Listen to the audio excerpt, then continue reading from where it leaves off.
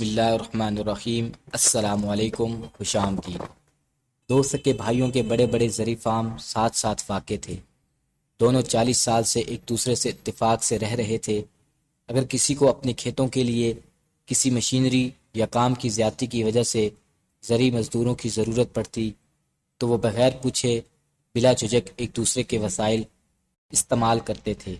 لیکن ایک دن کرنا خدا کا یہ ہوا کہ ان میں کسی بات پر اختلاف ہو گیا، اور کسی معمولی سی بات سے پیدا ہونے والا یہ اختلاف ایسا بڑا کہ ان میں بول چال تک بند ہو گئی، اور چند ہفتوں کے بعد ایک صبح ایسی بھی آ گئی کہ وہ ایک دوسرے کے سامنے کھڑے گالی گلوچ پر اتر آئے۔ اور پھر چھوٹے بھائی نے غصے میں اپنا بلڈوزر نکالا اور شام تک اس نے دونوں گھروں کے درمیان ایک گہری اور لمبی کھاڑی کھود کر اس میں دریا کا پانی چھوڑ دیا۔ اگلے ہی دن ایک ترخان کا وہاں سے گزر ہوا تو بڑے بھائی نے اسے آواز دے کر اپنے گھر بلایا اور کہا کہ وہ سامنے والا فارم ہاؤس میرے بھائی کا ہے، جس سے آج کل میرا جھگڑا چل رہا ہے۔ اس نے کل بلڈوزر سے میرے اور اپنے گھروں کے درمیان جانے والے راستے پر ایک گہری کھاڑی بنا کر اس میں پانی چھوڑ دیا ہے۔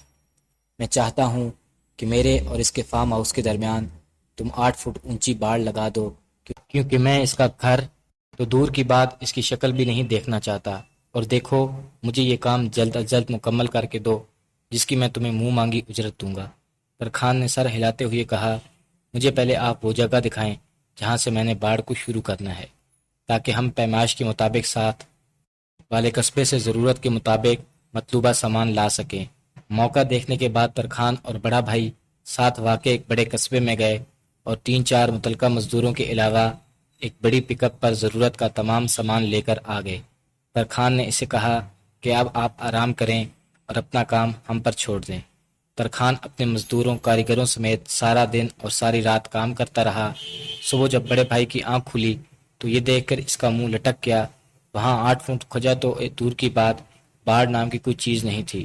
وہ قریب پہنچا تو یہ دیکھ کر حیران ہو گیا اور اس کی آنکھیں پھٹی کی پھٹی رہ گئی کہ وہاں ایک بہترین پل بنا ہوا تھا جہاں اس کے چھوٹے بھائی نے گہری کھاڑی کھودی تھی۔ یوں ہی وہ اس پل پر پہنچا تو اس نے دیکھا کہ پل کی دوسری طرف کھڑا ہوا اس کا چھوٹا بھائی اس کی طرف دیکھ رہا تھا۔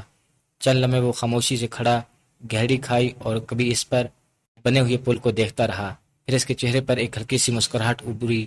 چند سیکنڈ بعد دونوں بھائی نپے تلے آہستہ آہستہ قدم اٹھاتے پل کے درمیان آمنے سامنے کھڑے ایک دوسرے کو دیکھنے لگے، اور پھر دونوں بھائیوں نے آنکھوں میں آنسو بھرتے ہوئے ایک دوسرے کو پوری شدت سے بھیجتے ہوئے گلے لگا لیا۔ دیکھتے ہی دیکھتے دونوں بھائیوں کی بیوی بچے بھی اپنے گھروں سے نکل کر بھاگ کھڑے ہوئے اور شور مچاتے ہوئے پل پر اکٹھے ہو گئے، اور دور کھڑا ہوا ترخان یہ منظر دیکھ کر مسکرا رہا تھا۔